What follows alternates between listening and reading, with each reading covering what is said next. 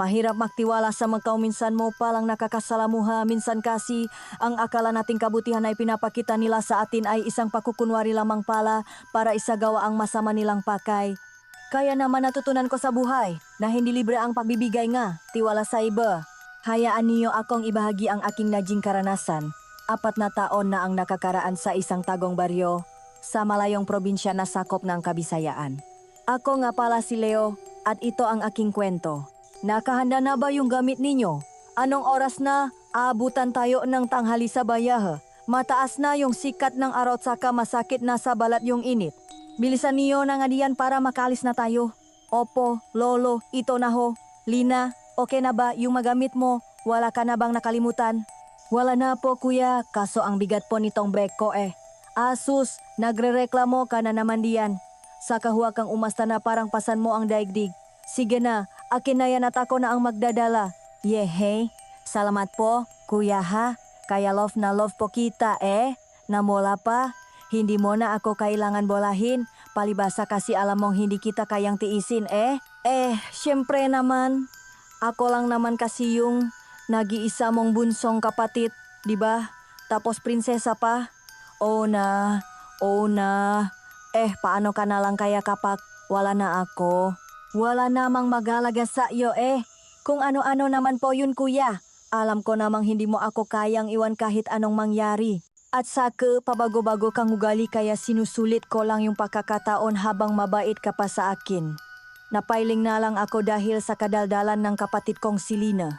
Simula kasi nang matuto siyang magsalita, hindi na talaga siya maawat sa kakasalita. Kaya nga minsan, napapagalitan na lang siya ni Lolo dahil para siyang hindi naubusan ng kwento. Albularyo pa palang lolo namin na si Lolo Ador. 60 taong gulang na siya, kaya naman sinasanay niya na kaming dalawang ang kapatid ko sa panggagamot bilang paghahanda sa amin sa pagiging albularyo. Pero hindi lang kami nakafocus sa panggagamot, tinuturuan niya rin kami kung paano makipaglaban sa mga aswang. Ngunit hindi pa naman kami nakakakita ni Lina nga aswang sa tanang buhay namin. Oh, kayong dalawa ha. Umayos kayo doon. Makikituloy tayo sa bahayng kaibigan ko pansamantala habang sinasanay ko kayo doon dahil alam kong marami kayong matututunan. Oh, naman lolo.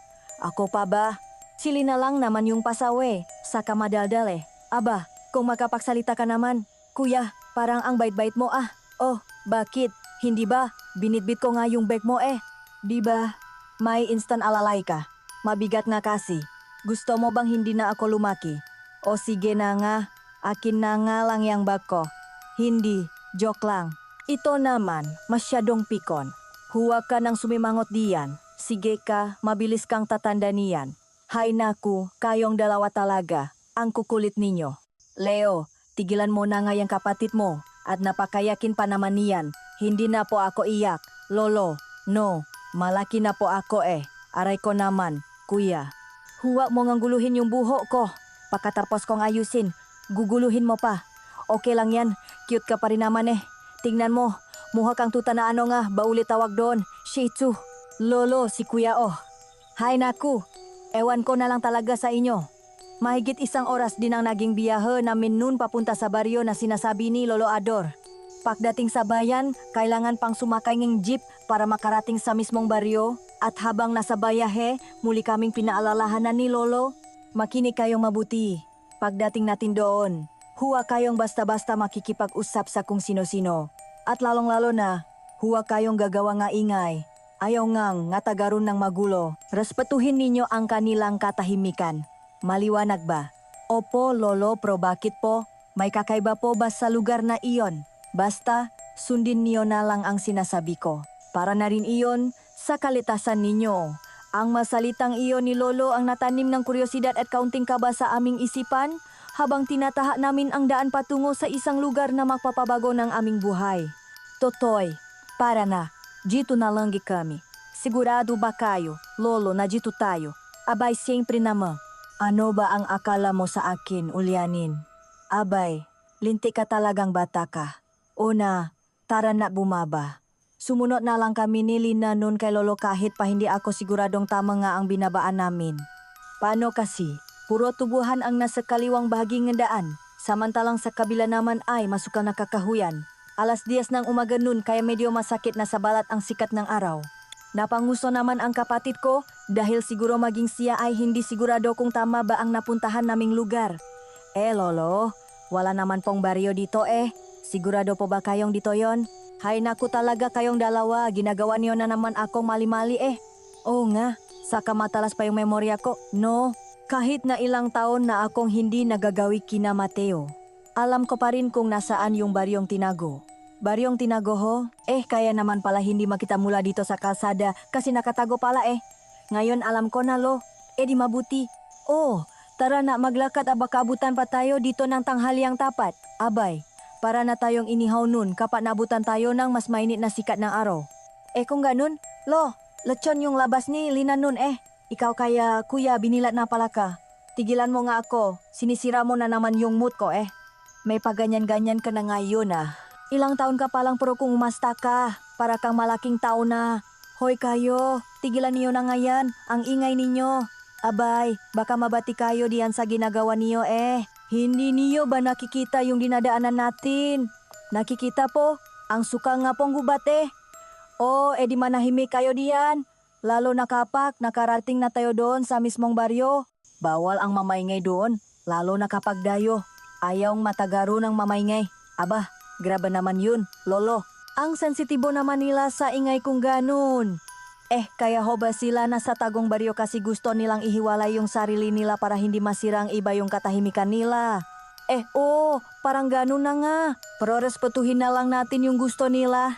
Lalo na't bago pa lang kayo nakakarating dito. Parang natatakot po tuloy ako dahil sa mga sinasabi niyo lolo. Parang ang strikto naman po palang mga tao sa baryong iyon. Baka pati paktawa ng malakas, hindi rin po pwede ha. Abay, pwede naman, basta nasa loop ka lang ng bahay. Pero kapag nasa labas tayo, dapat umakto kayong formal, hindi magaslow at hindi rin maingay. Maliwanag ba? Tatandaan ko po yan. Ewan ko nga lang po dito kay Lina. Ewan ko talaga sa'yo kuya, kanina mabait ka tapos susunod magiging mapangasar ka na naman. Hay naku, kawawa talaga yung magiging girlfriend mo pak na kataon. Tinawanan ko na lang ang sinabi ni Lina nun. Hindi naman kasi talaga ako sobrang mapang-asar, bale paraan ko lang yon para lambingin ang kapatid ko. Ang cute niya kasi talaga lalo na kapag nakasimangot. At ilang sandali pa nga, narating na namin ang buka ng baryo. May malaking kawayang arko doon na may nakalagay na baryo tinago. Aba nga lolo. Tama po pala kayo, may baryo talaga na nakatago dito. Di ba? Sabi ko naman sa inyo hindi ko pa nakakalimutan to. Ngunit pagpasok namin may isang bagay akong agad na ipinaktaka. Bago tayo tumuloy sa baryong yan, may ibibilin lang ako sa inyo. Huwag na huwag kayo basta makikisalamuha sa iba. Naintindihan niyo ba? Kilalanin ninyo muna ng husto yung pakikisamahan ninyo. Wala namang masama doon. Pero mas mainam kung ang maanak ni Mateo lang ang lagi niyong kasama. Mas ligtas kayo kapag ganon. Bakit naman lolo? Ano bang meron sa baryo na yan? Hindi ko alam, pero parang bigla na lang tumubo ang kuryosidad sa isip ko noon dahil sa hindi paksagot ni lolo sa tanong ko. Naglakad na nga kami papasok sa baryong iyon at na mga ako sa linis ng buong lugar. Hindi rin makakadikit ang mabahay at halos lahat ay may mga bakurang natatamnang ng gabulaklak. Aba, ang ganda naman pala dito lo. Tingnan mo ang tatabang ng bulaklak. Halatang alagang-alaga Ganyan talaga ang gataw dito. Libangan na kasi nila yan. At saka, wala naman kasi silang ibang magagawa dito. Minsan lang kasi sila lumuwas sa bayan para mamasyal. Halos lahat abala sa pagsasaka at paghahanap buhay. Ibig sabihin po niyan, mababait yung nga tao dito. Pero bakit po kayo nag-alala sa kaligtasan namin? Kasi nga, hindi ba sinabi ko na hindi niyo pa kilala yung nga nakatira dito? Hay nako, huwag na ngang maraming tanong. Basta sundin niyo na lang yung sinasabi ko maliwanag. Habang naglalakad kami, napansin kong halos lahat ng mga residente na aming nadadaanan ay napatitigil sa kanilang ginagawa. Ang kanilang nga mata ay nakatuon sa amin, hindi sa paraang masama, kundi sa paraang puno nga matinding pag-usisa na parabang kami ang pinakakakaibang bagay na nakita nila sa buong buhay nila. Maging ang mga bata ay napatigil sa paglalaro upang pakmasdan kami. Naramdaman ko ang pagigpit ng hawa ni Lina sa aking braso. Kuya, bakit sila ganyan makatingin? Parang ngayon lang sila nakakita ng ibang tao. Bulong niya sa akin. Baka naninibago lang sila, Lina. hayaan mo na. Sagot ko, kahit na ako man ay nakakaramdam ng kaunting pakailang. Ayos, narito na pala tayo sa barangay hall. Lumingon si Lolo sa isang simpleng istruktura na gawa sa kahoy at semento. Iho, si Kapitan Mateo, nandiyan ba? Tanong niya sa isang lalaking nakwawalis sa harap. Isang matipunong lalaki na nasa 50 anyos na ang lumabas mula sa halop. Malapat ang kanyang ngiti nang makita niya si Lolo Ador. Ador, kaibigan, abay, nagawi ka dito. Ang laki ng pinagbago mo ah. Nagyakapan ang dalawang matanda. O nga alam mo naman ito, tumatanda na. At saka, kaya nga rin kami naparito nga apo ko. Napapasyan ko kasi na mas makakabuti kung dito muna sila sanayin. Ah, ganun ba? Abay, kung ganun nga, may pakiusap lang sana ako sa iyo. Hay naku, sabihin mo lang, et basta't kaya ko, tutulong ako. Iniwanan muna kami ni na Lolo at ni Kapitan sa tanggapan ng barangay at saka sila pumasok sa isang silid na sa hinuha ko ay ang opisina ng Kapitan. Seryoso siguro ang naging usapan nila kaya kinailangan pang salup sila mag-usap. Hindi sila natagal at pagkatapos ay sabay din silang lumabas. Ador, aasahan ko ang tulong ninyo ha. Saka huwag kang mag-alala, pwede kayong tumira sa aming bahay kahit kailan niyo gusto. Alam mo namang welcome kayo dito palagi Ay, siya... Maraming salamat talaga Mateo ha. Saka makakaasa kang gagawin ko ang lahat para matulungan kayo dito. Parangang biyaya ang pagdating ninyo kasi magiging unang misyon yun ng apo ko kapag nakataon. Mabuti na lang talaga at tiempo din ang pagbisita ninyo dito. Abay, malaking tulong talaga kayo sa amin kung sakali. Sige na, dumiretso na lang kayo sa bahay at nandun naman sila Nanay Saka, yung dalawa kong anak. Sige, Mateo, mauna na kami doon ha. Salamat ulit. Kita na lang ulit tayo mamaya. Niyaka na kami ni Lolo Ador palabas ng barangay hall. Habang papalayo kami, hindi malis sa isip ko ang masalitang narinig ko. Unang misyon, biyaya, malaking tulong. Anong klaseng pagsasanay ba ang gagawin namin dito? At ano ang problemang kinakaharap ng tahimik na baryong ito na nangangailangan pang ang tulong mula sa isang albularyo at sa kanyang dalawang bagitong apo? Ang matanong na iyon ay umikot-ikot sa aking isipan kasabayng pakiramdam na ang aming pagdating sa Baryo Tinago ay simulang ang isang bagay na mas malalim at mas mapanganib kaysa sa inaakala ko. Matapos ang maikling paglalakad mula sa barangay hall, huminto kami sa tapat ng isang sementadong bahay. Simple lang yun at parang bungalow style. At sa harap ng bahay naman, may hardin din na may sari-saring bulaklak katulad ng mabahay na nadaanan namin. Tao po. May isang babaeng nasa mga 70 anyos na ang lumabas. Ang kanyang muka ay may mga kulubot na dalang ang panahon, ngunit ang kanyang nga mata ay buhay na buhay. Ador, Ador, ikaw na ba yan? Elena, kamusta? Abay, parang hindi ka tumanda. Hay naku, kahit kailan talaga'y napakabolero mo. Siya, yan na ba yung mga apo mo? Oh, ito nga pala si Leo. Saka ito yung kapatid niya si Lina. Magandang araw po, Lola Elena. Magandang araw po, Lola. Magandang araw rin sa inyo, iho at iha. O siya, halina kayo rito sa loob at mainit diyan sa labas. Pagpasok naman namin sa loob ay agad na gumala ang paningin ko sa kabuuan nun. Makikita muna sa sala ang kusina na nahati lang gamit ang isang divider kung saan nakalagay ang isang hindi kalakihang telebisyon.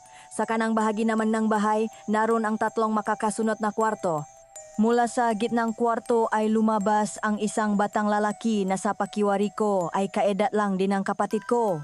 Napatigil pa nga siya nang makita kami at bahagyang nanlaki ang nga mata. Mabilis siyang pumasok ulit sa kwarto at isinara ang pinto. Ano pong nangyari doon? Ay, pagpasensyahan niyo na yang si Carlos. Ganun talaga ang batang yon. Mahiyain kasi. Manasananay niya Maupo na muna kayo diyan at magtitimpla muna ako nga mainom ninyo. Okay lang ba sa inyo ang kape? Ay, Elena, kahit ano ayos lang yon. Maraming salamat. Okay lang din po sa akin, Lola Elena. Pero sa kapatid ko baka naman may sokolate kayo diyan. Aba, meron. Sandali lang at magtitimpla ako ha. O sige salamat. Habang naghihintay kami, muling bumukas ang isa sa mapinto ng kwarto, ang nasa dulo. Isang dalaga ang lumabas mula ron. Ang kanyang mahabang buho ay alon-alon na bumabagsa sa kanyang balikat at ang kanyang nga mata ay tila nangungusap. Sa paktama ng tingin namin, naramdaman ko ang isang kakaibang kaba. Isang bagay na hindi ko pa naramdaman kailanman. Siya na marahil ang pinakamagandang babae na nakita ko. Ah, may bisita po pala tayo la. Magandang araw po. Sabi niya, ang kanyang boses ay malambing na tila musika sa aking pandinig. Ito si Maria, ang anak na dalaga ni Mateo. Iha, sila ang mabisita natin. Ang lolo Ador mo, matalik na kaibigan ng tatay mo. At ang mga apo niya, sina Leo at Lina. Ngumiti siya sa amin. Nagagalak po akong makilala kayo. Tumango lang ako, tila nawalan ng dila. Si Lina naman ang sumagot para sa aming dalawa. Hello Ate Maria, ako po si Lina at ito naman po si Kuya Leo. Maya-maya pa, dumating si Lola Elena na may dalang bandahado ng magainumin. Inilapak niya ito sa maliit na mesa sa sala. Pagkatapos nun ay inihanda na niya ang aming pananghalian. Isang bagay ang napansin ko.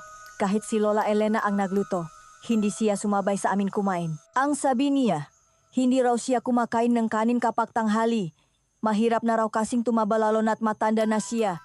Isang dahilan na sa tingin ko ay medyo kakaiba. Kaya wala tuloy kaming hiya-hiya nga patit ko at napadami pa nga kaming kain. Kahit kasi medyo matabang ang ulam naming atay nga manok, ay malinamnam pa rin yon. Pagkatapos kumain, bumalik kami sa sala para magpahinga. Lo, ang ganda naman dito. No. Saka wala naman akong nararamdamang kakaiba dito. Sabi ko, habang pinagmamasdan ang tahimik na paligid mula sa bintana. Oo nga po, Lolo, bukod po sa mataong para ngayon lang nakakitang dayo. Wala naman pong kakaiba sa baryong to. Dagdag naman ni Lina. Ngumiti si Lolo Ador, isang ngiting may kahulugan. Hindi ba't mas maganda ngayon? Ngunit huwag kayong magpakasiguro. Dahil dito magsisimula ang tunay ninyong pagsasanay. Ito ang una ninyong misyon, maapo. Nakatinginan kami ni Lina, parehong nagtataka. Anong misyon, Polo? Tanong ko. Ang misyon ninyo ay simple lang. Kailangan niyong malaman kung ang nakakasalamuhan niyo ba ay tao o hindi naman kaya. Aswang. Ang huling salita ay binikas niya ng may diin na nakpatindik ng balahibo sa aking batok. Nakatinginan lang kami ni Lina noon dahil sa sinabi ni Lolo. Kahit kasi tinuruan na kami ni Lolo noon kung paano malaman kung isang aswang nga ang kaharap namin, hindi pa rin kami sigurado kung magagawa nga namin yon. Aswang, Lo, dito po sa baryong ito. Gulat na tanong ni Lina. Tama, at kailangan ninyong gamitin ang lahat ng itinuro ko sa inyo para matukoy sila. Pero huwag kayong mag-alala, kahit naman may aswang dito, hindi naman nila kayo magagalaw lalo na't alam nilang bisita kayo ngapitan nila. Kayo po, Lolo? Malalaman niyo po ba kung aswang yung isang tao sa unang tingin pa lang? Tanong ko, umasang bibigyan niya kami ng madaling paraan. Kapag malapit, saka sinabi ko naman sa inyo kung paano yun, hindi ba? Ang pagtingin sa kanilang mamata, pero gagana lang yon sa maordinaryong aswang. Hala, di ibig sabihin po, kung halimbawang gabunan o bangkilan ang kaharap namin, hindi namin malalaman kaagad kasi hindi naman namin makikita yun mula sa mga mata nila Sabi ni Lina na tila nabasa ang aking iniisip. Tama ka diyan, Lina. Ang mas mataas na uri ng aswang ay kayang itago ang kanilang tunay na kalikasan. Hindi mo makikita ang baliktat mong refleksyon sa kanilang mata. Bakit hindi niyo na lang kasi kami bigyan ng kumukulong langis bilang babala? O kaya mutya na uminit kapag may malapit na aswang? Giit ko, umiling si Lolo Ador. Apo, hindi sa lahat ng pagkakataon asa kayo sa mga bagay na yon. Paano pala kung halimbawa nawalay sa inyo yung ngayon? Paano niyo malalaman kung aswang nga yung kaharap ninyo? Kung sa bagay, Lo, naintindihan ko na ho. Kaya nga sundin niyo ang sinasabi ko. Lagi niyong tatandaan ang bilin ko para hindi kayo malinlang. Kailangan ninyong patalasin ang inyong mapakiramdam. Matutong mag-obserba sa kilos, sa pananalita, at sa mabagay na hindi karaniwan. Ayos lang ngayon kasi kasama ninyo pa ako. Halimbawang kayong dalawa na nga lang. O anong gagawin ninyo? Di mabibiktima na lang kayong aswang na nais pumuntirya sa inyo kasi wala kayong alam. Ang mazalita ni Lolo ay tumatak sa aking isipan. Bigla, ang payapang baryo ay namistulang isang mapanganib na lugar. Ang bawat ngiti nga residente ay tila may itinatagong lihim. Ang bawat kilos ay kailangan naming suriin mula sa pagiging isang simpleng pagsasanay sa panggagamot. Ang aming paglalakbay ay naging isang delikadong larungang pagtuklas. Ang aming unang misyon ay hindi lamang para matuto, kundi para rin mabuhay. Tumingin ako kay Lina at nakita ko sa kanyang mata ang parehong takot at determinasyon na nararamdaman ko. Dito sa Baryo Tinago, Hindi na kami mga bata lamang. Kami ay mga mangangaso at ang aming biktima ay mga halimaw na nagaanyong tao. Pagsapit ng gabi, pagkatapos ng hapunan, umuwi na si Kapitan Mateo. Ang buong pamilya ay naktipon sa sala upang manot ng balita sa isang lumalumang ngunit gumagana pa ring telebisyon. Sinubukan kong maging natural na para bang hindi ako apektado sa isiniwalat na misyon sa akin ni Lolo. Si Lina naman ay abala sa pakikipagkwentuhan kay Maria tungkol sa buhay sa siyudad habang si Carlos ay tahimik na naglalaro sa isang sulok.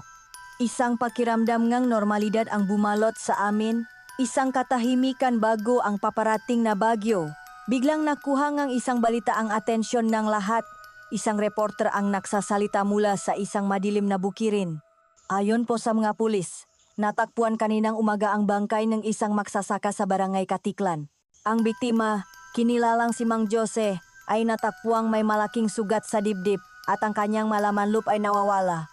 Ang karumaldumal na krimeng ito ay nahasig ng takot sa mga residente at muling nabuhay ang magkwentong bayan tungkol sa mga aswang na gumagala sa lugar. Nanlamig ang buhok kong katawan. Napatingin ako kay Lina at nakita kong nakatakip na ang kanyang makamay sa kanyang bibig. Ang kanyang mamata ay nanlalaki sa takot. Lo, hindi po kaya aswang yung may gawa niyan. Tanong ko, ang aking boses ay bahagyang nanginginig. Marami rin ang nagsasabi, pero ayaw namang maniwala ng mapulis. Ang sabi sa investigasyon, baka hayop lang daw ang gumawa nun. Sabi ni Lolo Ador, ang kanyang mamata ay nakatuon sa telebisyon. Ngunit ang reaksyon ni na Lolo at Kapitan Mateo ang mas nakpakaba sa akin. Nakatinginan sila, isang tingin na puno ngang pag-alala at pagkaunawa. Isang baryo lang ang pagitan ngang Baryo Tinago at Katiklan. Sabi ni Kapitan Mateo, ang kanyang boses ay mababa at seryoso. Kung ganun ho, hindi po ba delikado dito? Kasi nasa malapit lang yung bumibiktima.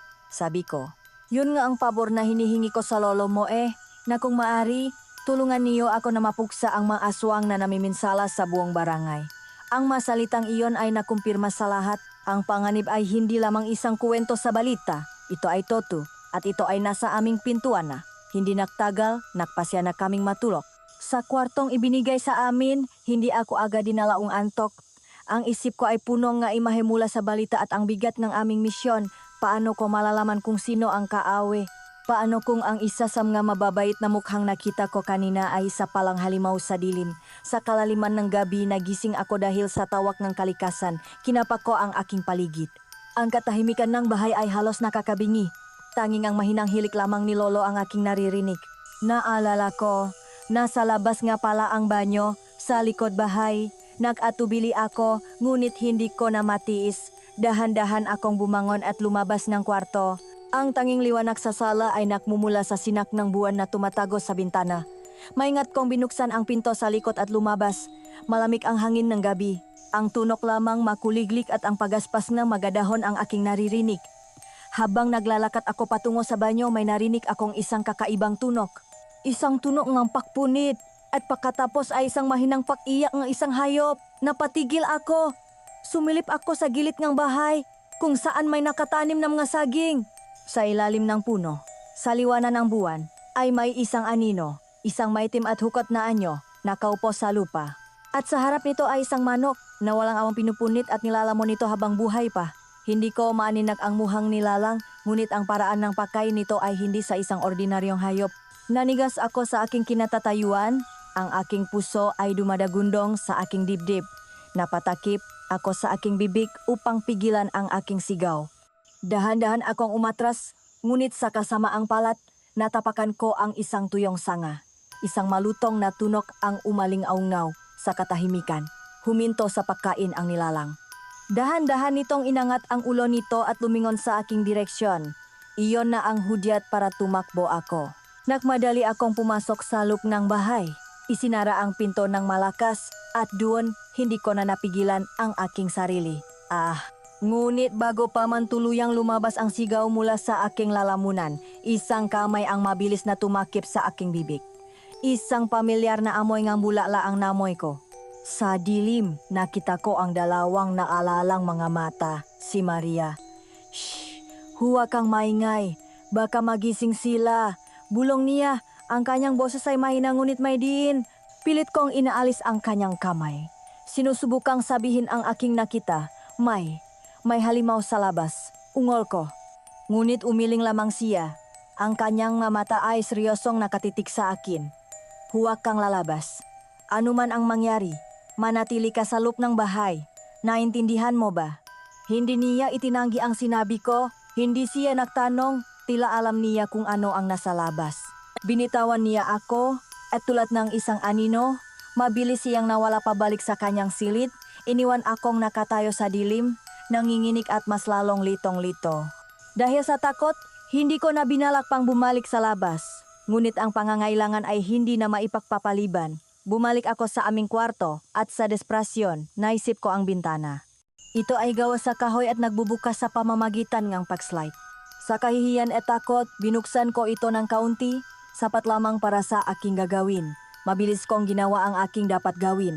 Ngunit habang isinasara ko na ang aking zipper, isang mababang ungol ang narinig ko mula mismo sa ibaba. Napatingin ako sa labas at doon nakatinggala sa akin ay isa pang nilalang.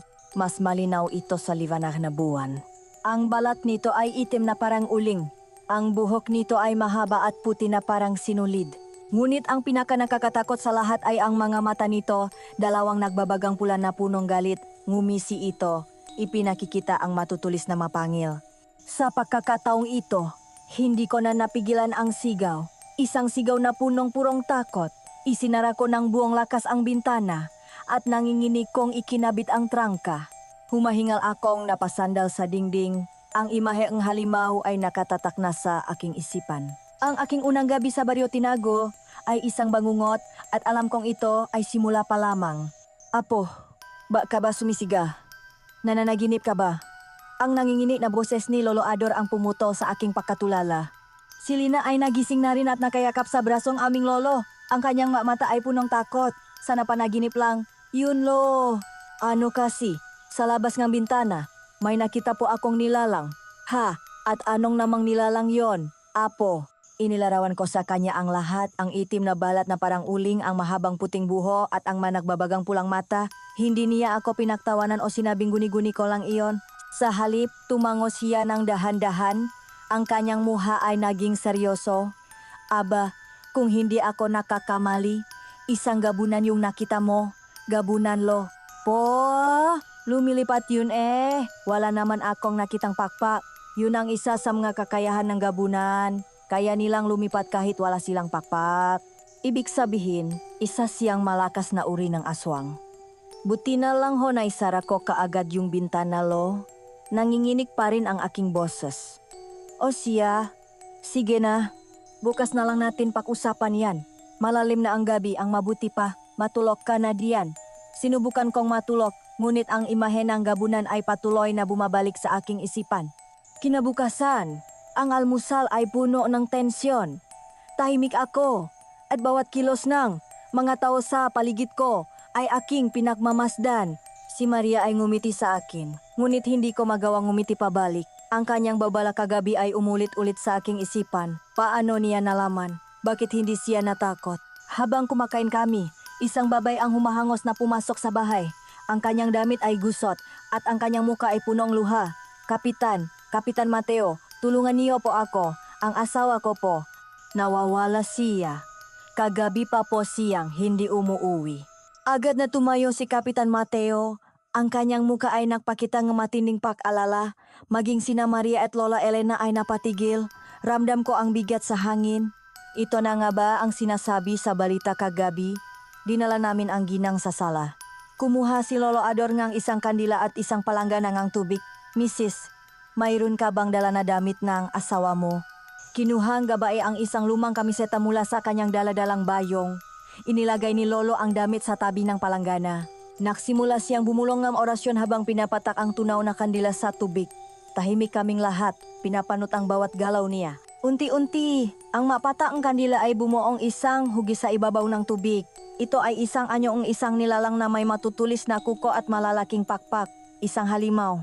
Napailing si Lolo. Ang kanyang muka ay malungkot. Naku, masama ito. Ramdam ko ang malakas na presang bumabalot sa damit ng asawa mo. Hindi ordinaryong nilalang ang kumuha sa kanya, Mrs.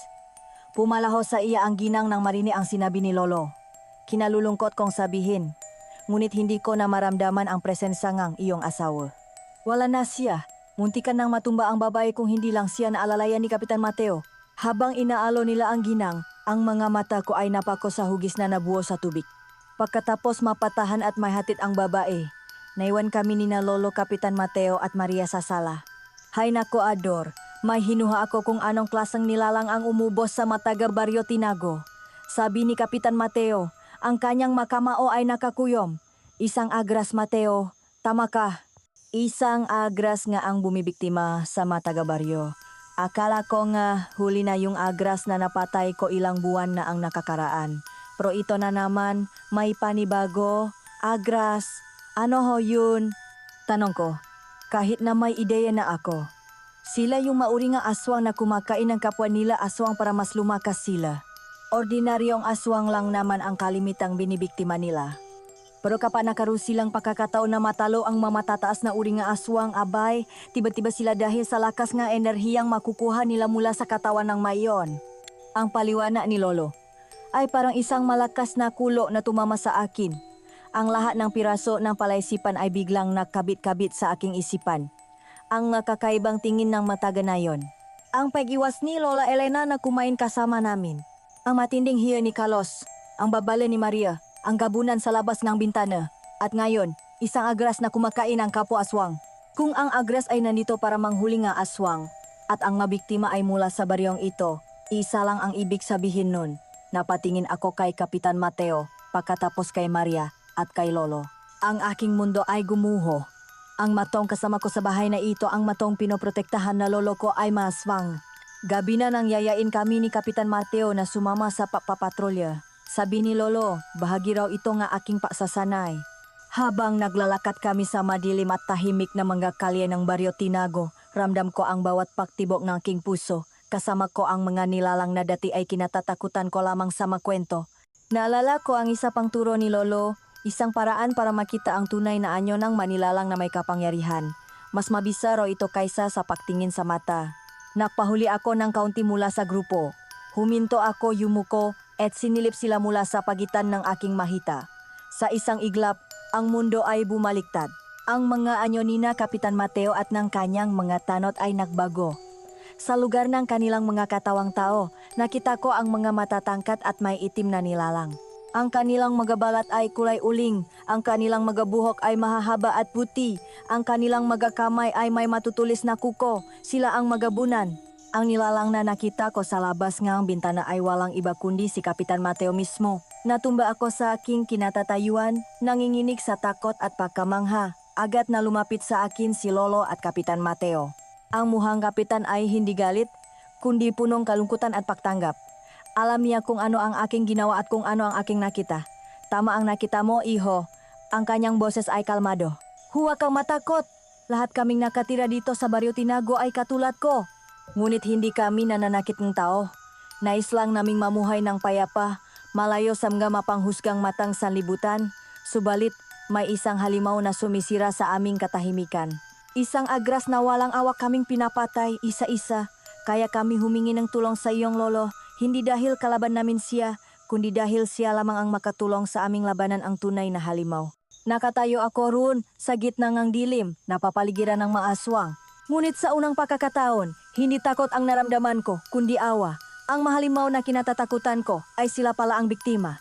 At ang aming misyon ay hindi para manghuli, kundi para magligtas. Matapos ang gabing iyon, nagbago ang lahat. Ang bawat mukha sa Baryo Tinago ay hindi ko na tinitingnan bilang isang potensyal na banta, kundi bilang isang kasapi ng isang komunidad na nanganganib. Ang aming misyon ay hindi na lamang isang pagsasanay. Ito ay naging isang krusada para sa kaligtasan.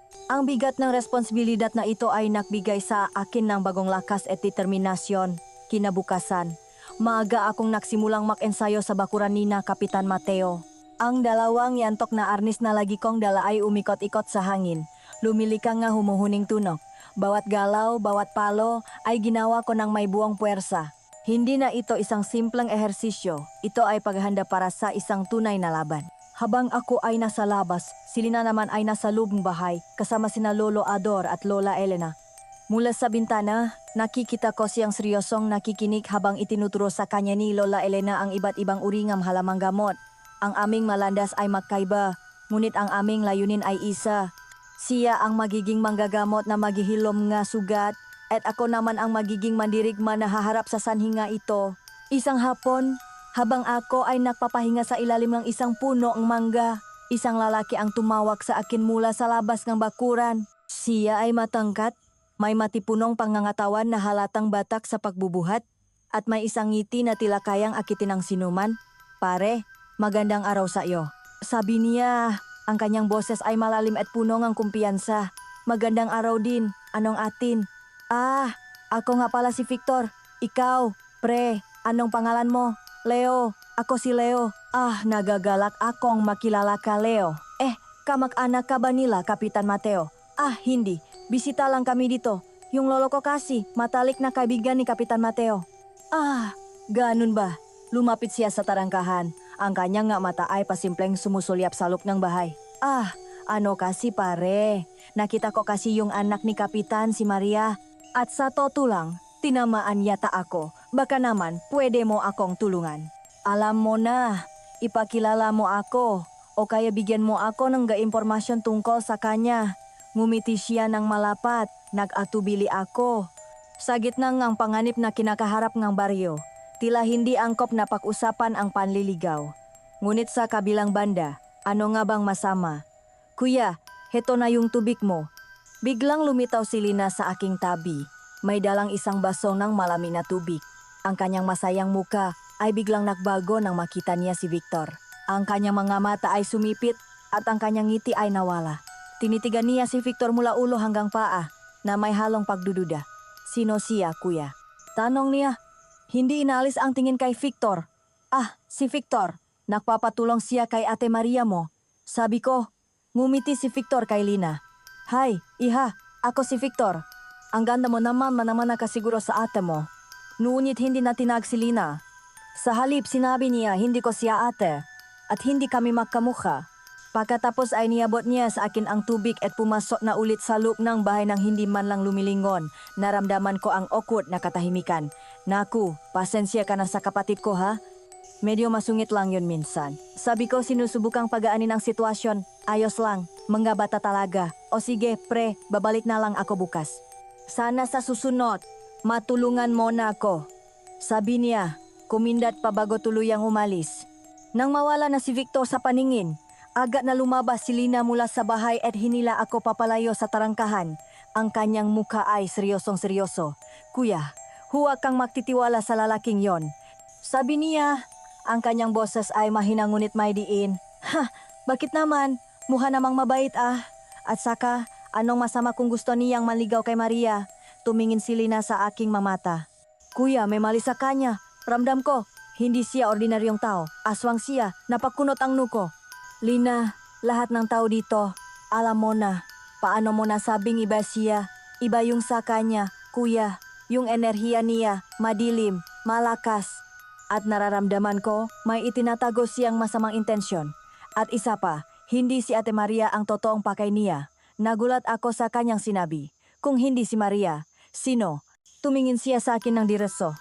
Ikaw ang pakay niya, kuya. Ramdam ko, nananayo ang mabalahibo ko sa sinabing aking kapatid. Kahit bata pa si Lina, alam kong malakas ang kanyang pakiramdam. Isang bagay na naman na niya kay Lolo. Sinubukan kong isantabi ang kanyang babala. Ngunit ito ay naktanim ng isang binhi ng pagdududa at takot sa aking isipan. Ang masumunot na araw ay naging mas mapanganib. Isang gabi, isa sa mga tanod ni Kapitan Mateo ang hindi na nakabalik mula sa pagpapatrolya. Natagpuan na lamang ang kanyang punit-punit na damit sa gilid ng gubat. Ang agras ay nagiging mas agresibo. Nagiging mas matapang. Nakpulong sina Kapitan Mateo at Lolo Ador. Hindi na sapat ang pagpapatrolya. Kailangan na nating gumawa ngang plano para bitagin ang hayop na yon bago pa niya maubos ang aking nga tauhan. Sabi ni Kapitan Mateo, ang kanyang boses ay punong galit at pag-alala. Tama ka, Mateo. Hindi na tayo pwedeng maghintay lang na siya ang sumalakay. Tayo na ang kailangang kumilos. Sabi naman ni Lolo, habang sila ay nag-uusap, ang isip ko ay nasa lalaking nangangalang Victor at sa babala ni Lina. Kung siya nga ang agras, ibig sabihin ay naglalakat na ang kaway sa aming harapan. Nagpapanggap bilang isang kaibigan. Ang laban ay hindi na lamang sa madilim na gubat, Ito ay nangyayari na rin sa liwanag ng araw sa pamamagitan ng mamapanlinlang ng ngiti at makasinungalingan. Gabi-gabi, mas pinagigihan ko ang aking pag-ensayo. Ang bawat palong aking arnis ay hindi na lamang isang galaw, kundi isang panalangin, isang paghahanda para sa araw, na kailangan kong harapin hindi lamang ang isang halimaw, kundi ang isang halimaw na alam ang aking pangalan. Ang magabi sa Baryo Tinago ay naging mas mahaba at mas madilim. Ang bawat pagaspas ng dahon ay nagdudulot ng kaba, at ang bawat anino ay tila may tinatagong panganib. Ang takot ay naging permanenteng residente sa puso ng bawat isa. Isang gabi, pagkatapos ang isa na namang walang saysay na pagpapatrolya, nakpulong sina Kapitan Mateo, Lolo Ador, at ang ilang pinakamatatanang tanot sa kanilang baryo. Ang usapan ay ginanap sa loob ng kusina, sa liwanag lamang isang solong lampara. Wala nang saysay ang pagbabantay, Ador. Masyadong tuso ang agras na to. Alam niya kung kailan at saan sasalakay. Para tayong magatupang naghihintay na katayin. Ang boses ni Kapitan Mateo ay punong pagod at kabiguan. Kung hindi natin kayang ipagtanggol ang buong baryo, kailangan nating piliin ang lugar na kaya nating protektahan. Sabi ni Lolo Ador, ang kanyang mata ay nakatitik sa naglalarong apoy ng lampara.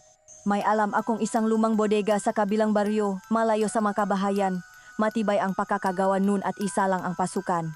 Kung may lilipat natin doon ang mabata, mababae at matatanda, mas madali natin silang mababantayan. Napaisip si Kapitan Mateo. Isang mapanganib na hakbang. Ang paglalakbay sa gubat sa kalagitnaan ng gabi ay isang malaking sugal. Ngunit mas malaking sugal ang manatili at maghintay. Sige, ihanda ninyo ang lahat. Bukas ngang gabi, sa ilalim ng dilim, ililikas natin sila. Kailangan nating kumilos ng tahimik at mabilis. Hindi dapat malaman ng agras ang ating plano. Ang desisyon ay nabuo na. Kinabukasan, ang balita ay ipinasa ng pabulong mula sa isang bahay patungo sa isa pa. Walang nakpakitang takot, tanging determinasyon lamang. Nang gabing iyon, nagsimula ang paghahanda. Bawat pamilya ay nakampake ng ilang mahahalagang gamit. Ang maina ay pinapatahan ang kanilang maanak, ipinapaliwanag sa kanila na sila ay maglalaro ng isang laro, ang laro ng katahimikan. Ako, si Maria, at ilang piling mandirigma ang naatasang maging gabay at proteksyon sa unang grupo. Ang puso ko ay kumakabog habang tinatahak namin ang madilim na landas sa gubat. Tanging ang liwanag lamang ng buwan na sumisilip sa mga dahon ng aming tanglaw. Ang aking magkamay ay mahigpit na nakahawak sa aking mga yantok. Ang aking mga pandama ay nakaalerto sa anumang kakaibang galaw o tunog. Sa unahan ko ay si Maria na may hawak na isang maliit na bata. Ang kanyang muka ay kalmado, ngunit nakikita ko ang tensyon sa kanyang mabalikat. Sa gitna ng aming paglalakbay, isang tunok ang pumunit sa katahimikan ng gabi. Isang mahaba at malungkot na alulong. Pagkatapos ay sinundan pang isa at isa pa. Tilam ga alulong aso, ngunit mas malalim at mas nakakapangilabot. Aso, bulong nga isang babae sa likuran ko. Ngunit alam ko at alam ni Lina na kasama rin sa grupo na walang aso sa Baryo Tinago. Ang alulong ay tila nakmumula sa lahat ng direksyon na parabang kami ay napapaligiran. Ang bata ay nagsimulang umiyak at ang matatanda ay nagsimulang magdasal. Hinawakan ni Lolo Ador ang aking balikat. Huwa kang maalala, Leo. Ang Manila lang sa gubat lamang yan. Ngunit ang kanyang mamata ay nagsasabi ng ibang kuwento. Alam niyang hindi iyon ordinaryo. Alam niyang ang agras ay nagpaparamdam na parabang pinaglalaruan kami at ipinapaalam na alam niya ang bawat galaw namin. Sa kabila ng takot, nagpatuloy kami. Ang bawat hakbang ay mas mabigat, ang bawat anino ay mas nakakatakot. Sa wakas, pagkatapos ng tila walang katapusang paglalakbay, natanaw namin ang bodega. Isang malaking istruktura na nakatayo sa gitna ng isang bukirin. Ang pakiramdam ng ginhawa ay panandaliang bumalot sa amin. Ligtas na nakarating ang unang grupo. Bumalik kami para sunduin ang pangalawa. At pagkatapos ay ang pangatlo. Ang gabi ay lumalim at ang pagod ay nagsimula ng maramdaman.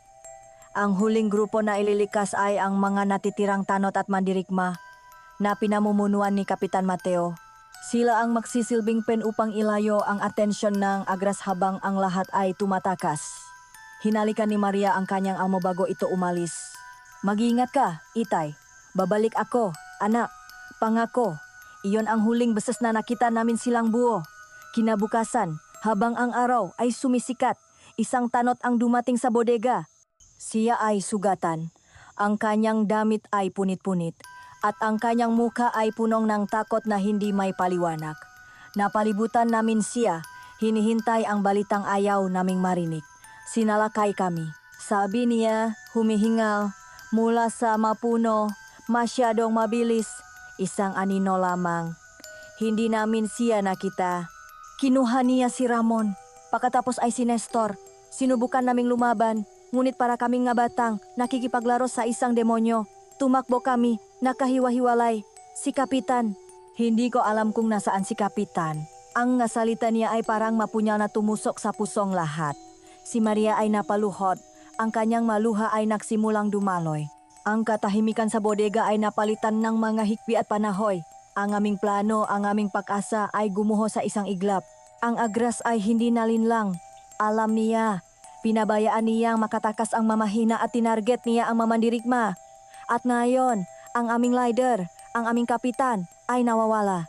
Maya-maya, isang anino ang lumitaw sa buka ng bukirin, si Kapitan Mateo. Naglalakad siya ng mag-isa. Ang kanyang katawan ay puno ng sugat at dugo. Sa kanyang likuran ay may malalim na kalmot. Ngunit ang pinakamasakit tingnan ay ang kanyang nga mata. Wala na ang dating tapang at determinasyon. Ang naroon ay isang malalim na kalungkutan at galit na hindi pa namin nakikita kailanman. Sinalubong siya ni Maria, ni Lola Elena at ng lahat, ngunit hindi siya nagsalita. Dumiretso siya sa gitna ng bodega at doon, sa harap naming lahat ay sumigaw siya. Isang sigaw na puno ng sakit at put. Isang sigaw na nagpayanig sa buong bodega at tila umabot hanggang sa kalangitan. Hayop na yan. Nakuha niya ang dalawo sa aking pinakamagagaling na tauhan. Sinusubukan niya talaga ako. Sabi niya, ang kanyang boses ay naging malamig at matigas.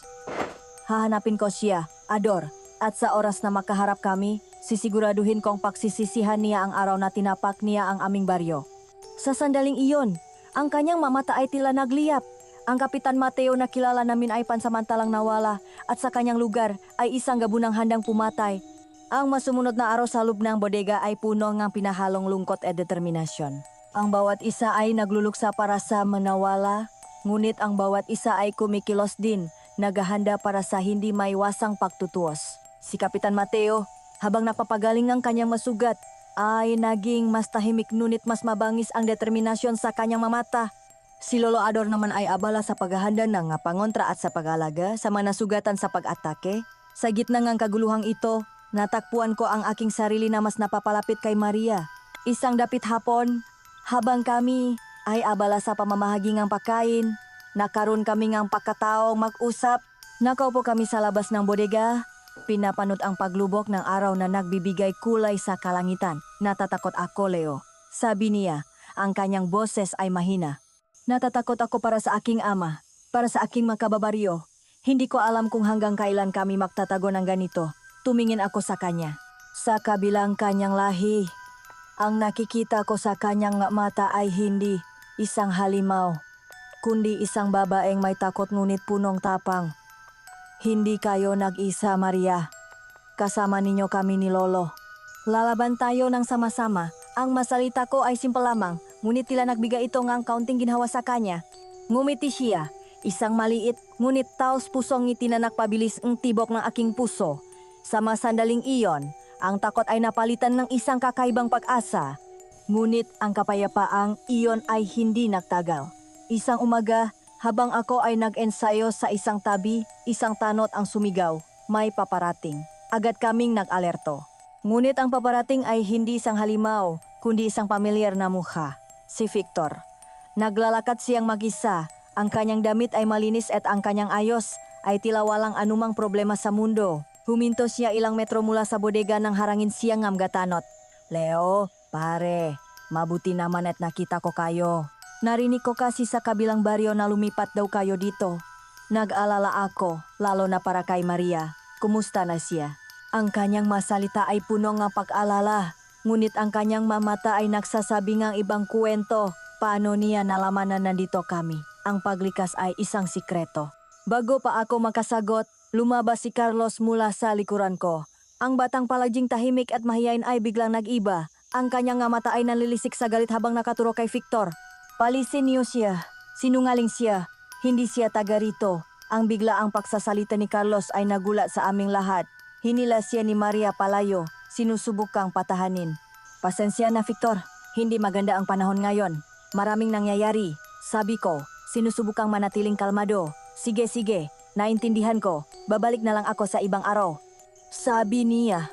At may isang mapanuyang ngiti sa kanyang malabi bago siya tumalikot at umalis. Nang gabing iyon, kinumpirma ko ang lahat. Ang babala ni Lina, ang kakaibang pakiramdam ko, ang pagsisinungaling ni Victor at ang reaksyon ni Carlos, isa lang ang kahulugan ng lahat ng ito. Si Victor ang agras. At ngayon, alam na niya kung nasaan kami. Ang sumunod na araw ay lumipas ng walang anumang insidente, ngunit ang tensyon ay mas matindi pa. At kinabukasan, ang aming pinakamasamang pangamba ay nakatoto. Isang sigaw mula sa bantay ang gumising sa aming lahat. May tao sa labas. Sugatan, tumatakbo kaming lahat palabas. At doon, gumagapang sa lupa patungo sa amin ay si Victor. Ang kanyang damit ay gutay-gutay. Ang kanyang katawan ay punong malalalim na kalmot at tuyong dugo. Tila hirap na hirap siyang huminga. Tulong. Ungol niya bago siya tuluyang mawalan ng malay, dinala namin siya sa loop. Habang ginagamot ni Lolo Ador ang kanyang masugat, dahan-dahan siyang nakamalay. Ang matao ay nakapalibot sa kanya, naghihintay ng kanyang paliwanag ang halimaw. Sabi niya, ang kanyang boses ay paos. Naglalakat lang ako sa gubat nang bigla niya akong salakayin. Isang malaking nilalang, may tim na aninong mamatang pula. Mabangis, maswerte akong nakatakas. Inilarawan niya ang agras ng eksakto tulad ng pagkakalarawan ng manakaligtas na tanot. Ang kanyang kuwento ay kapanipaniwala, ngunit ang kasunod na nangyari ang mas nagpatibay sa aking hinala. Tumingin siya sa akin, ang kanyang mata ay punong pakalito. Sino ka? Nasaan ako? Anong nangyari sa akin? Nagpanggap siyang hindi niya ako kilala. Nagpanggap siyang ang alala niya ay nabura dahil sa pag-atake. Ako si Victor. Sabi niya na parabang iyon ang unang beses na ipinakilala niya ang kanyang sarili sa amin. Isang perpektong dula. Sa isang iglap, ang lahat ng pagdududa ng mataga-baryo ay nawala. Si Victor ang estranghero ay naging isa na sa kanila, isang biktima rin, isang kasama sa trahedya. Nagpasya si Kapitan Mateo, nakupkupin siya hanggang sa siya ay gumaling. Tanging ako at si Lolo Ador ang nakatinginan. Walang salitang namutawi sa aming malabi, ngunit ang aming mga mata ay nag-usap. Alam naming isang bitag ito, at kusa kaming pumasok dito. Ang kaway ay hindi na nasa labas ng mapader, ang halimaw ay kasama na namin sa loop. At kailangan naming maglaro ayon sa kanyang patakaran habang naghintay ngang tamang pagkakataon upang ilantat ang tunay niyang kulay bago pa niya kami ubusin lahat. Sa mga sumunod na araw, si Victor ay naging anino sa loop ng aming kanlungan. Ginampanan niya ng perpekto ang papel ng isang biktima na may amnesia. Siya ay magalang, matulungin at laging may ngiti sa kanyang malabi. Kinukuwentuhan niya ang mga bata, tumutulong sa pag-igip ng tubig at nagpapakita ng malaking malasakit sa aming kalagayan. Unti-unti, nakuha niya ang tiwala at simpatyang halos lahat ng taga-baryo. Ngunit para sa amin ni na Lolo at Lina, ang bawat ngiti niya ay isang babala at ang bawat mabuting gawa niya ay isang pakukunwari. Isang gabi, habang ang lahat ay natutulog na, lihim kaming nakpulong ni na Lolo Ador at Kapitan Mateo sa isang madilim na sulok ng bodega. Kahit si Kapitan Mateo, nasa una ay tila naniwala sa kwento ni Victor, ay kinakitaan na rin ng pagdududa. Masyadong perpekto, Ador.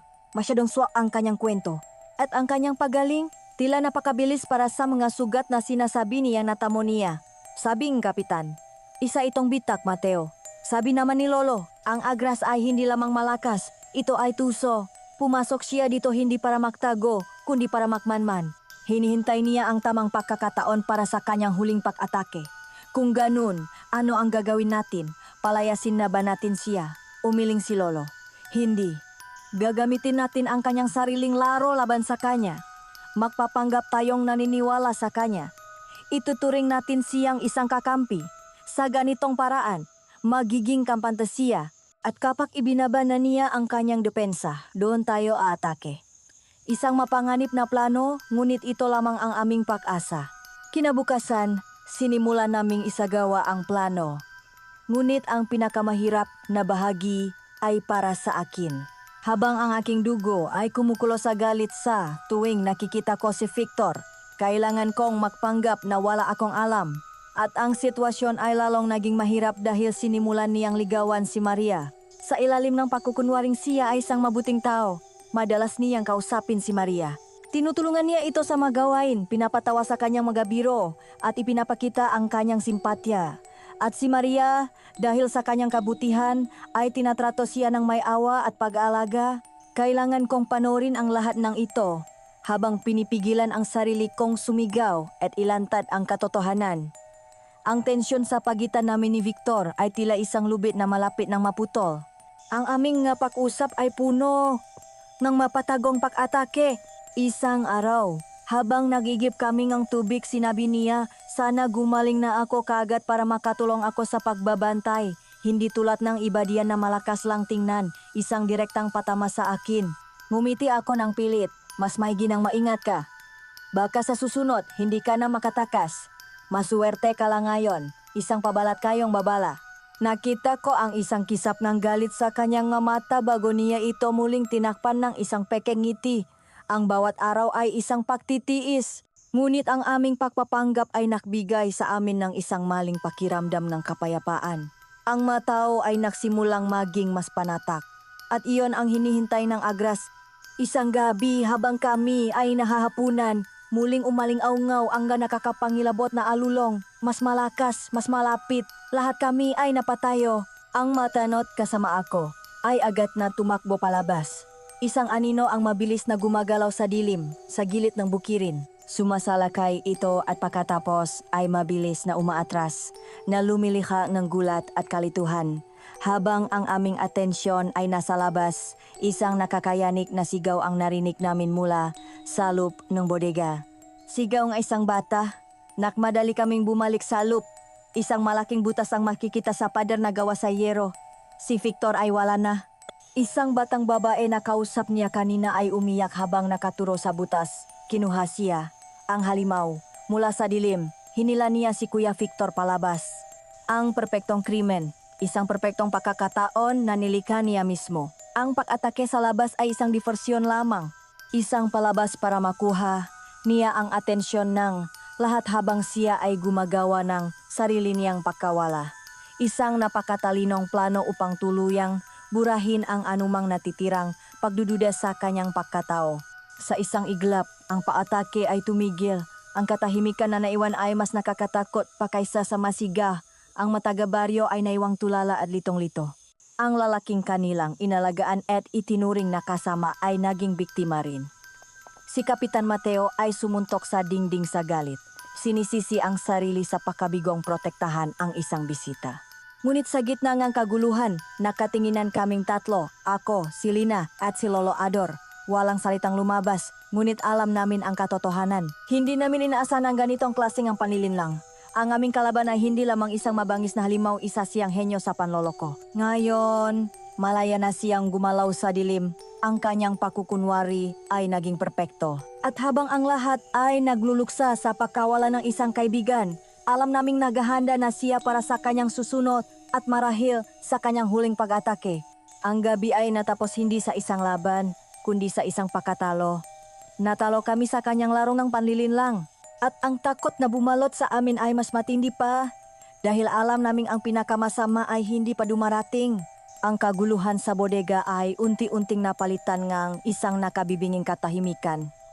Ang lahat ay tulala, sinusubukang unawain ang nangyari. Si Victor, ang kanilang panauhin, ang kanilang inalagaan, ay biktima na rin. Si Kapitan Mateo ay nakutos sa kanyang matauhan. Ang kanyang boses ay punong galit at paninisi sa sarili. Kailangan nating mahanap ang Agras at kailangan nating mabawi si Victor. Samantala, ako ay nakatayo sa gilid ng liwanag, malapit sa kadiliman ng gubat. Alam kong hindi nawawala si Victor. Alam kong siya ay nasa labas lamang. Nakmamasid, nagagalak sa perpektong krimen na kanyang nilikha. Isang malamig na hangin ang dumampi sa aking batok. Isang pakiramdam na parabang may nakatiti sa akin mula sa likuran. Bago pa man ako makalingon, isang napakalakas na puwersa ang humablot sa akin. Wala akong nagawa. Para akong isang laruan na kinuhang isang higante. Ang aking mapa ay hindi na sumasayat sa lupa. Ang mapuno ay naging maitim na guhit lamang sa aking paningin dahil sa bilis ng aming paggalaw. Walang nakakita, walang nakarinig. Sa isang iglap ako ay nawala. Ang huling narinig ko ay ang sigaw ni Lina na tinatawag ang aking pangalan. Ibinagsak ako sa isang malalim na hukay. Ang lupa ay mamasa-masa at amoy ay bulok na dahon. Hindi ako gaanong nasaktan, ngunit ako ay litong-lito. Isang anino ang lumitaw sa itaas ng hukay. Tinatakpan ang liwanag ng buwan. At mula sa aninong iyon, lumitaw ang isang pamilyar na mukha, si Victor.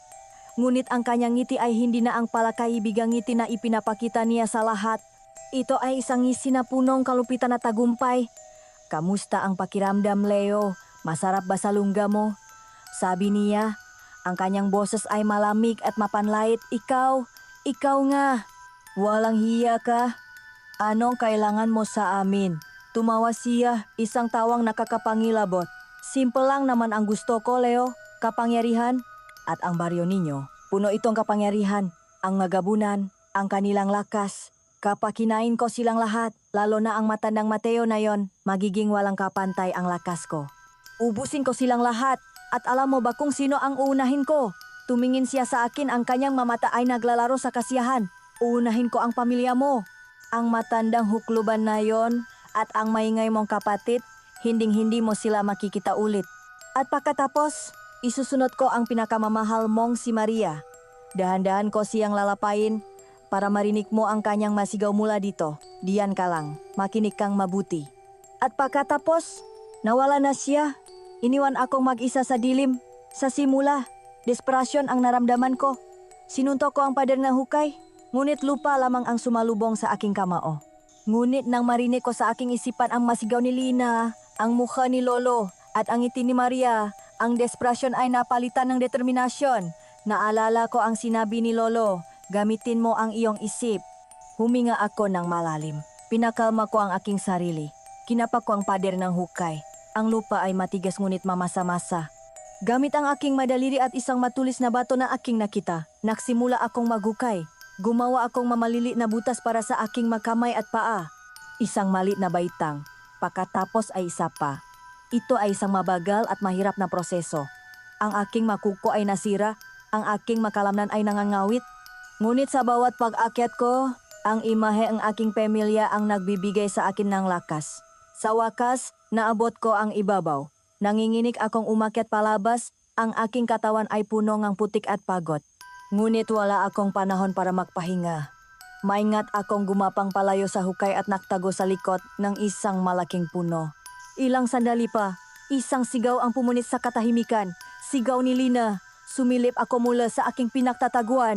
Sa gitna ng isang maliit na espasyo sa gubat, nakita ko si Victor. At hawak niya ang aking kapatid. Isang kamay niya ay nakatakip sa bibig ni Lina, habang ang isa pa, na ngayon ay may matutulis na kuko, ay nakatuto sa kanyang lik. Leo, alam kong nakatakas ka. Matalino ka, pero hanggang diyan ka na lang. Lumabas ka ngayon din. Kung ayaw mong makita ang kapatid mong maging pira-piraso, ang aking puso ay tila hihinto. Lalabas na sana ako, handang isakripisyo ang aking sarili. Ngunit sa huling sandali, isang itim na anino ang dumaan ng napakabilis mula sa kabilang panig ng gubat. Ito ay mas mabilis pa sa hangin, isang malakas na kaluskos.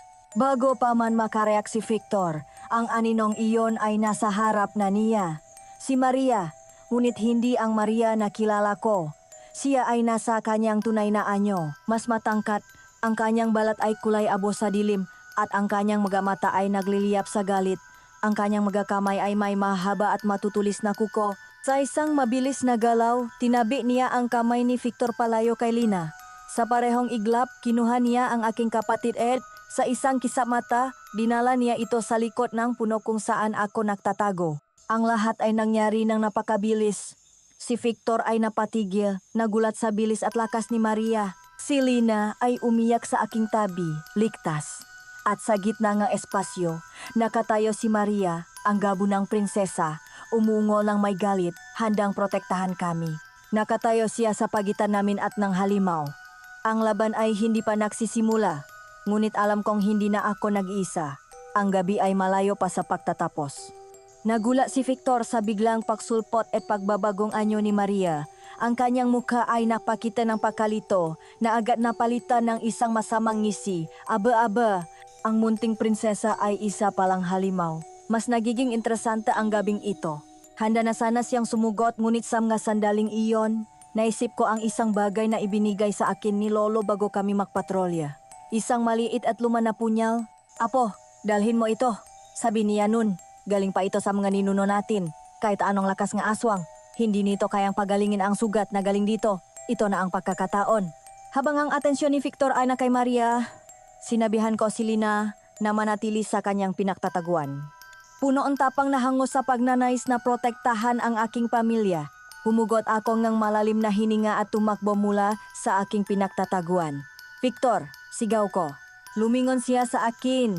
Ang kanyang mamata ay puno ng pagkamuhi. At sa sandaling iyon, isinaksa ko ng buong lakas ang punyal sa kanyang hita. Isang nakakayanig na sigaw ang kumawala mula sa bibig ng Agras. Isang sigaw na hindi sa tao, kundi sa isang demonyong nasasaktan. Tumingin siya sa kanyang hita. Ang sugat ay hindi dumudugo. Sa halip, ito ay umuusok na parabang binuhusan ng asido. Ang laman sa paligid nito ay nangingitim at nalulusaw. Hindi ito naghihilom. Ungol niya, hindi makapaniwala. Ang sakit ay tila nakdulot sa kanyang matinding galit. Sa isang mabilis na galaw, iwinasiwas niya ang kanyang kamay at tinamaan ako sa dibdib. Lumipat ako at bumagsak ng malakas sa lupa. Ang hangin ay nawala sa aking mangga-baga. Binalewala niya si Maria at ang buong atensyon niya ay napunta sa akin. Ikaw, buburahin kita sa mundong ito, maliit na manggagamot. Gumapang siya palapit sa akin. Ang bawat hakbang niya ay mabigat dahil sa sugat na hindi gumagaling. Inangat niya ang kanyang kamay na may matutulis na kuko. Handa na itong ibaon sa aking puso.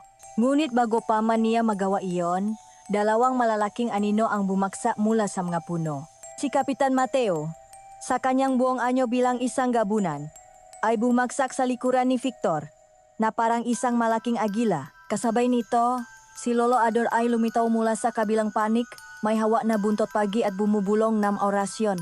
Ang laban ay nagsimula na, nakpang-amok ang dalawang halimaw, si Kapitan Mateo at si Victor. Ang kanilang masigaw at ungol ay nakpayanig sa buong gubat. Ang mapuno ay nayanig sa lakas ng kanilang pagbabanggaan. Si Maria ay agad na sumali sa laban. Bilang isang pamilya, ang kanilang magalaw ay makakasabay at perpekto. Si Kapitan Mateo ang lakas, habang si Maria ang bilis. Paulit-ulit nilang sinusugatan si Victor ngunit ang kanyang lakas ay tila walang katapusan. Sa kabilang banda, si Lolo Ador ay inalalayan akong makatayo habang patuloy na iwinawasiwas ang kanyang latigo. Ang bawat paktama nito sa balat ng Agras ay lumilihan ng tuno na parang kuryente at nagiwan ito ng mapaso. Sa kabilang ang pinaksamang lakas ng mag-amang gabunan at ng kapangyarihan ng isang albularyo, ang Agras ay patuloy na lumalaban. Ang kanyang galit at pagkahaw sa kapangyarihan ang nagbibigay sa kanyang lakas. Ngunit ang sugat mula sa aking punyal ay patuloy na nagpapahirap sa kanya. Patuloy itong umusok at kitang-kita ko na unti-unti siyang humihina. Ang kanyang magalaw ay bumabagal. Ang kanyang mga atake ay hindi na kasing lakas ng dati. Nakita ko ang isang pagkakataon. Habang abala siya sa pakikipaglaban kay Kapitan Mateo, kinuha ko ang aking arnis at ibinato ito sa kanyang mukha. Hindi ito gaanong nakasakit sa kanya, ngunit sapat na ito upang makuha ang kanyang atensyon. Sa isang segundo ang kanyang pagkalito, doon nakahanap ang pagkakataon si Kapitan Mateo. Sa isang malakas na sigaw, sinunggaban niya ang Agras. Ibinagsak ito sa lupa at pinigilan ang kanyang mga kamay at paa. Tapos na ang laban. Ang Agras ay humihingal, nakahiga sa lupa, talunan. Ang usok mula sa kanyang sugat ay bumabalo sa kanyang katawan. Tumingala siya kay Kapitan Mateo, isang huling pagsusumpa ang makikita sa kanyang nga mata. Tinitigan siya ni Kapitan Mateo. Ang kanyang nga mata ay punong galit ng isang amay leader na nawalan. Para ito sa mga kinuha mo, para sa baryo ko. At sa isang malutong na tuno na umalingaw-ngaw sa buong gubat. Binali ni Kapitan Mateo ang lik ng Agras. Ang katawan nito ay nangisay sa huling pagkakataon. At pagkatapos, katahimikan. Ang halimaw ay wala na. Unti-unti, ang katahimikan ay napuno ng matunong ang pahinga at pagod. Si Kapitan Mateo at Maria ay dahan-dahang bumalik sa kanilang anyong tao. Ang kanilang katawan ay punong ng galos at sugat. Si Lina ay tumakbo mula sa kanyang pinagtataguan at yumakap sa akin. Pinuntahan ni Lolo Ador ang maama upang gamutin ang kanilang nga sugat. Nakatayo kami ron, sa ng gubat, sa ilalim ng liwana ng buwan, napapaligiran ng katahimikan ng kamatayan. Ang banggungot ay tapos na. Ang banta sa Baryo Tinago ay nagwakas na. Nanalo kami. Ngunit sa aming mapuso, ramdam namin ang bigat na laban at ang mabuhay na nawala. Ang umaga pagkatapos ng laban ay sumikat ng may dalang katahimikan. Ang buong gubat ay tila nagluluksa, ngunit mayroon ding pakiramdam ng kapayapaan. Ang bangungot ay natapos na. Sama-sama naming inilibing ang katawan ng Agras sa isang malalim na hukay. Isang paalala ng madilim na kabanata sa kasaysayan ng Baryo Tinago. Pagkatapos, dahan-dahan, ang mga residente ay bumalik sa kanilang mga tahanan. Ang bodega na nagsilbing kanilang kanlungan ay naiwang bakante. Ang baryo na dati ay puno ng takot ay ngayon ay puno ng pag-asa. Ang pagkawalan kanilang mamahal sa buhay ay masakit, ngunit ang kanilang katatagan bilang isang komunidad ay mas matibay pa kaysa dati. Nanatili pa kami sa baryo ng halos isang buwan.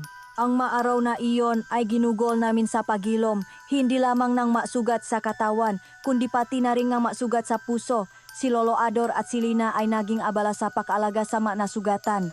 Ang kalaman ni Lolo sa panggagamot at ang likas na galing ni Lina ay naging malaking tulong sa lahat. Ako naman, tumulong ako sa pakukumpuni ng manasirang bahay at sa pagpapatibay ng depensa ng baryo. Sa mga panahong iyon, mas lalo kaming naging malapit ni Maria. Ang aming mapag-usap ay hindi na tungkol sa mahalimaw at panganib, kundi tungkol sa mapangarap at sa hinaharap. Sa ilalim mabituin sa hading nilang bahay, ibinahagi namin sa isa't isa ang aming makwento, ang aming matakot at ang aming mapag-asa. Ang samahan na nabuo sa gitna ng labanan ay namulalak at naging isang malalim na pagmamahal. Isang gabi, bago ang araw ng aming pag-alis, kinausap ko si Lolo Ador. Lo, nagbago na po ang lahat. Ang pagtingin ko sa mundo, sa mga nilalang na katulad nila, ay iba na. Salamat po sa pagdala ninyo sa amin dito. Ngumiti si Lolo. Ang tunay na albularyo Leo ay hindi lamang lumalaban sama-sama. Siya rin ay umunawa. Nakikita niya ang kabutihan kahit sa mga lugar na hindi inaasahan. Ipinagmamalaki kita, Apo. Nalakpasan mo ang iyong unang misyon ng may karangalan. Ang iyong puso ay nasa tamang lugar. Kinabukasan bago kami umalis, nilakasan ko ang aking loop. Sa harap nina Kapitan Mateo at Lola Elena, formal kong hiningi ang pahintulot nila na ligawan si Maria. Ngumiti si Kapitan Mateo, isang ngiting puno ng pagtanggap. Matagal ko nang hinihintayan, Iho. Pinatunayan mo na karapat-dapat ka sa aking anak. Si Maria naman ay namula, ngunit sa kanyang mga mata, nakita ko ang isang matamis na pangako. Ang aming pag-alis ay malayong-malayo sa aming pagdating. Ang matagabaryo na dati ay tumitingin sa amin ng may pagdududa ay ngayon ay kumakawi ng may pasasalamat at pagkakaibigan. Iniwan namin ang Baryo Tinago hindi bilang mabisita, kundi bilang isang pamilya. Lumipas ang ilang taon. Ang makaalaman na ipinasa sa akin ni Lolo ay aking niyakap. Ako na ngayon ang humalili sa kanya bilang albularyo sa aming bayan. Ang matao ay lumalapit sa akin para sa panggagamot at proteksyon.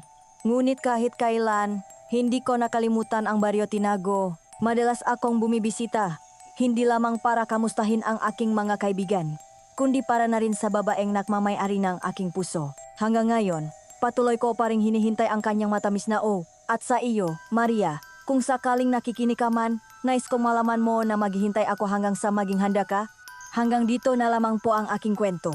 Ang karanasang ito ang humubog sa aking pagkatao at nagturo sa akin na ang tunay na halimaw ay hindi laging nasa anyo ng isang aswang.